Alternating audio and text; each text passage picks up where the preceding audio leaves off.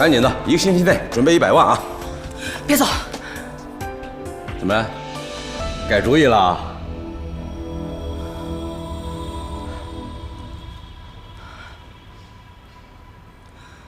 妈妈她已经生病这么多年了，我挣的钱都用在医药费上了，我真没钱。我说女儿啊，你是当阔太太当傻了是吧？那没钱想办法搞钱去啊！你没办法，爸爸给你出主意啊。爸，你怎么能对我这么狠呢？女儿哎，不是爸爸对你狠呐，是别人对爸爸狠呐。哎，这个食堂就是人不为己，天诛地灭。这些你得跟你姐姐锦溪学呀，打小我就教她，是吧？别这样，赶紧想办法整100万。1个星期以后，你要是没有100万，我让全世界人都知道你是谁。好，行了，别送了，爸，好好过啊，爸爸挺好的。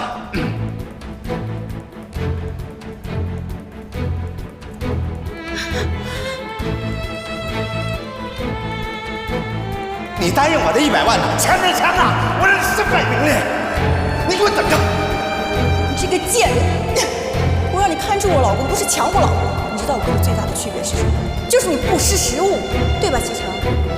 来人，把这个不知道从哪来的女人给我拖出去！不要再来我们的家！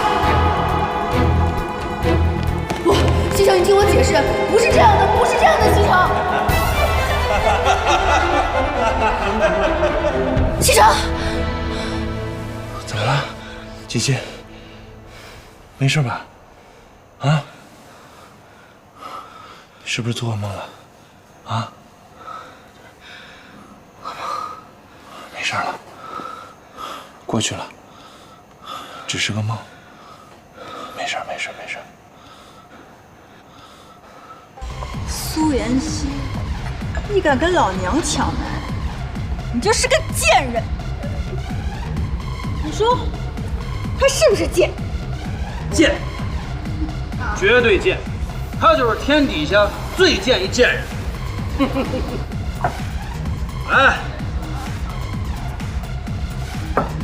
再喝了这杯，让世界上所有的贱货都他妈见鬼去！给我滚！你们他妈几个也不是好东西。